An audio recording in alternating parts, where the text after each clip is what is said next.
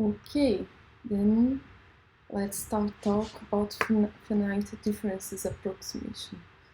First, we are going to start about this approximation of first derivatives. So we want to approximate the derivative. So consider that u is a function of x, and that we want to approximate its first derivative. So u line in a point x bar. Okay. And then we can use one of the following approaches. Actually, there are more approaches, as we are going to see. But I just wanted to show this one because they are the more common ones. And I want to show the geometric meaning of these approaches. So, the first one. We consider here of our function, and we want to approximate the derivative of the function u at the point x bar. Okay.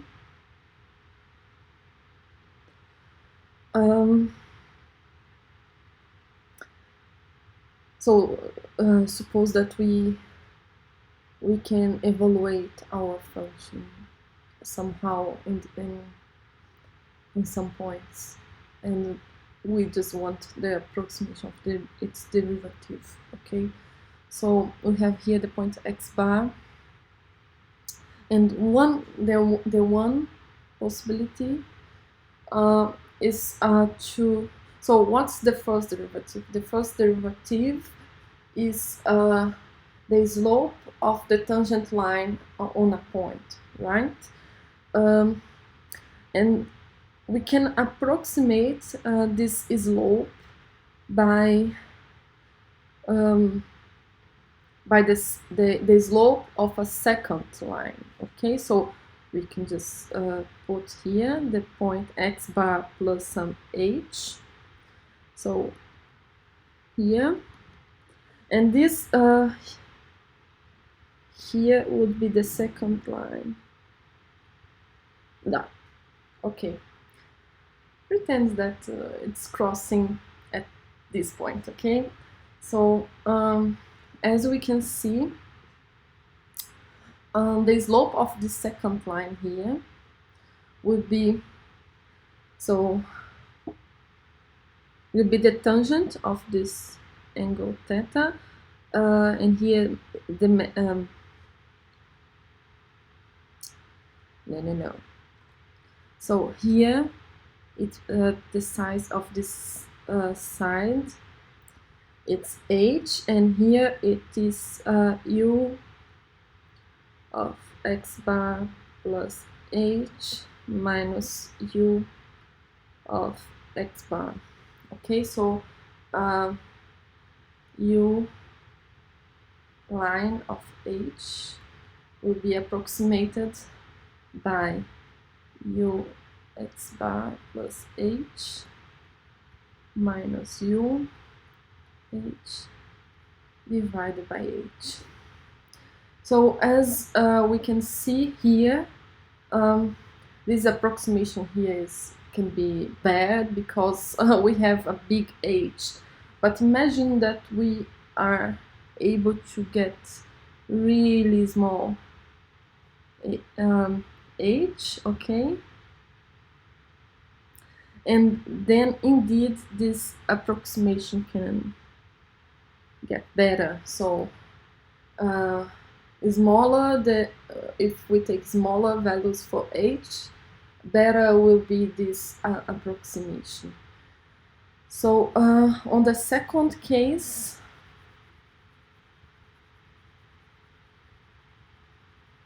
now we, instead of using the forward point, so to the right point x bar plus h, we are using the point x bar minus h. Okay, so we have our function, and then we are in the point x bar, and we approximate the derivative using the point x bar minus h, okay.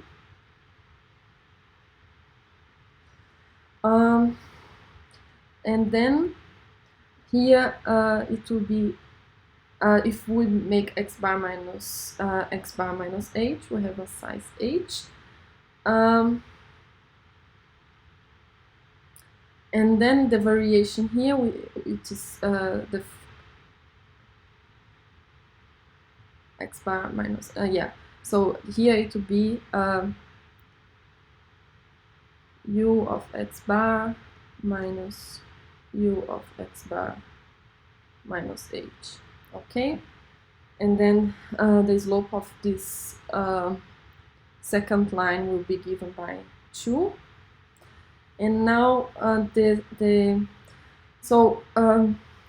as we are going to see soon, we are going to be able to calculate local truncation errors, and we can show that the first and the second approximation, they are first order approximations, and this one here is a second order approximation. So for the third one, suppose that we have our function here, and now we have the point x bar, and then we are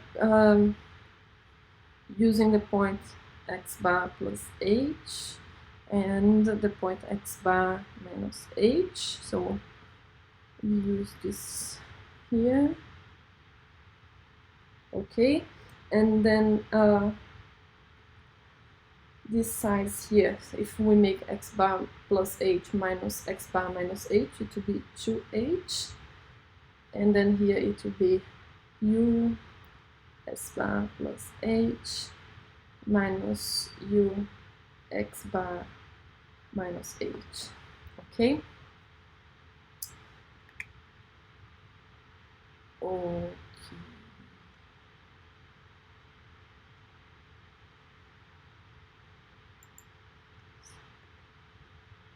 Okay, let's see some example.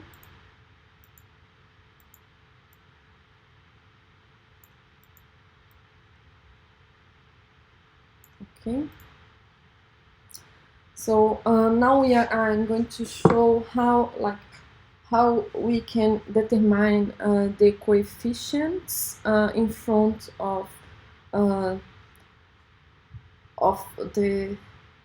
function evaluated at some point. So suppose that we want to approximate the first derivative using the points x bar minus h, and x bar minus 2h. So we are trying, this is similar to the problem of finding the constants a, b, and c for the finite difference approximation. So for determining the coefficients a and b and c, we expand on Taylor series around the point x bar. So for this first one, we have that it will be u of x bar minus u line x bar, and so on. We are already doing this for quite some time, and here it will be given by this, and now instead we have minus 2h here, 2h squared, and then plus terms of the of h and to the fourth. And now what we do, we substitute these Taylor approximations back here, okay? So when we substitute these formulas back, we see that we want that this side here should be equal this one, okay? If we are putting this, and so when we put this term O of h to the fourth, it means that we are taking into account the whole series. It's infinite series, and then we can use this sign of equality. So we say that this it's equal the other side, and when we put this Taylor series back to this here, we are going to have some terms, and then times u line of x bar, and then some terms u of x bar, and then plus, and some terms involves a, c, and b, plus u2 lines of x bar, and other terms that won't be related to, no, it will be related to a, b, and c, but we see that for determining three constants, a, b, and c, we just, in a linear system, we need three equations.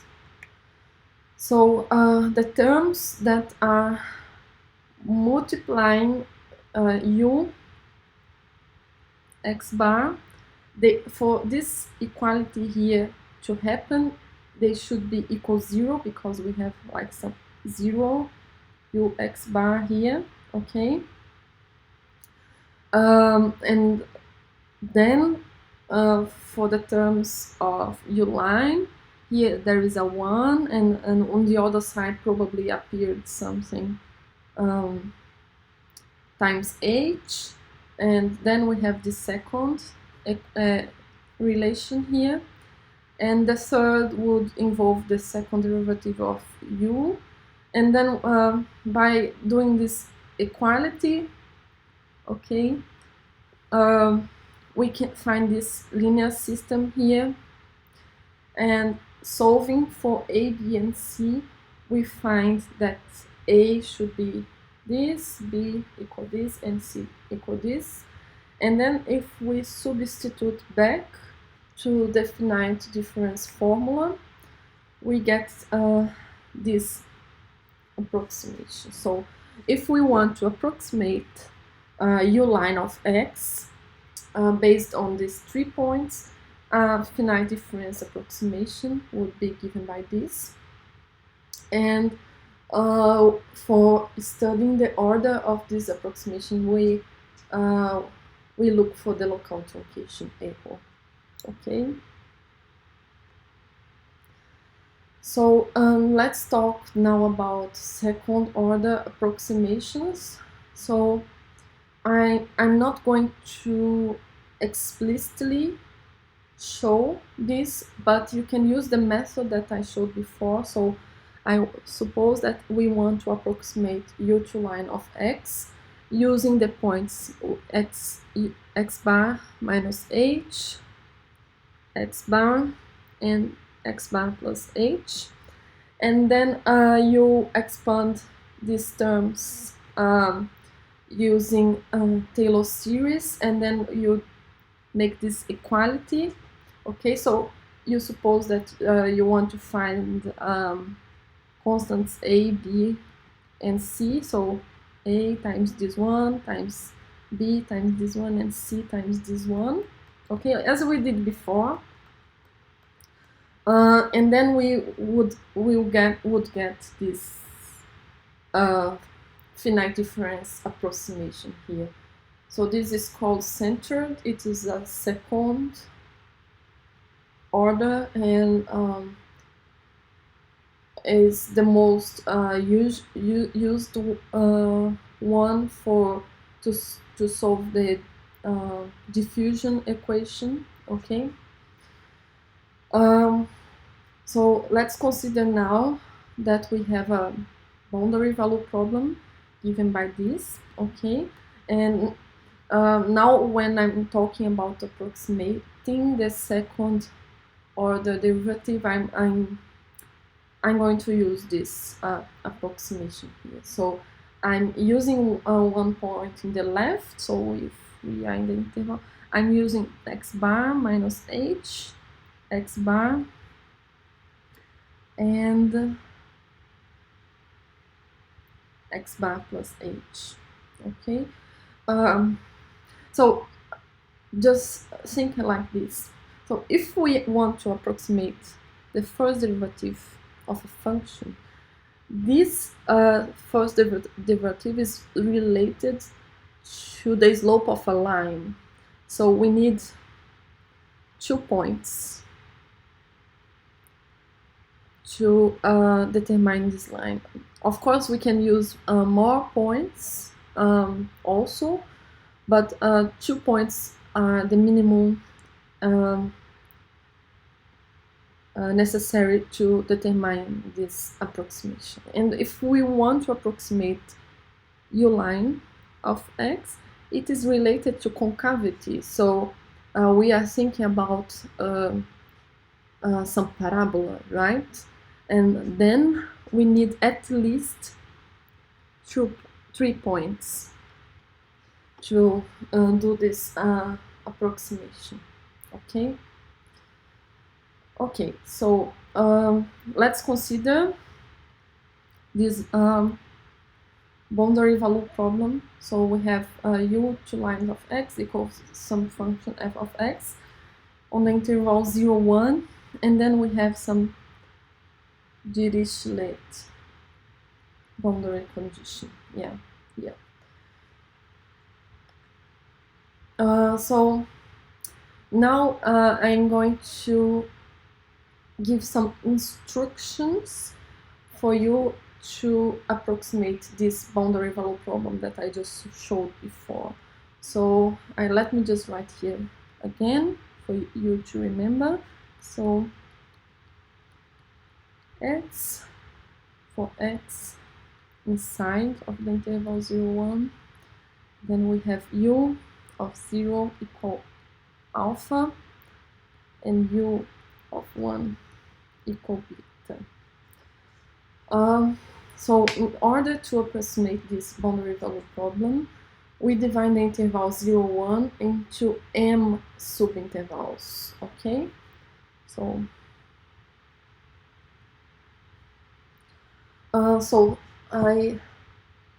I think like this. So if so suppose that this is our interval 0, 1, okay? So so here is 0, 0, and here is 1. So if I want to divide this interval 0, 1 into 3 subintervals, okay, then I need 4 points, okay? So imagine that you have a line, and then you want to cut this line into into pieces. So if you want 3 pieces, you have to make like 2 inner cuts, but like you can also consider the boundary point. So if you want to divide this interval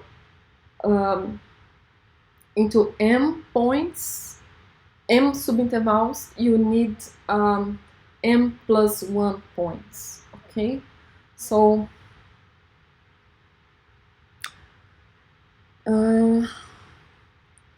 so here it is 0, and the point 0, and 1, 2, and until m plus 1, and here goes until m. So we have m inner points, and then the boundary ones, okay? So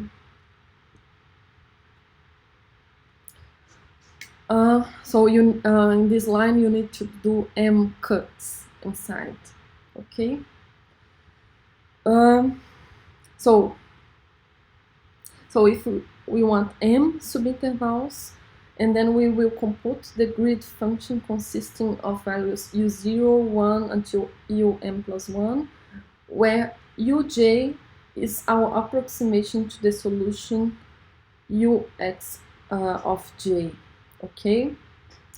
So we are constructing our approximation. So we have the interval 0, 1, and then we are at each point of this interval calculating an approximation. So here our xj is j times h, because we are considering that our starting point is 0. But if instead we have here another x0 different than 0, our xj, it will be j times h plus x0. Okay. So here our xj equal j times h, and the size of the pieces will be h, which is 1 divided by m+1, which is the mesh width.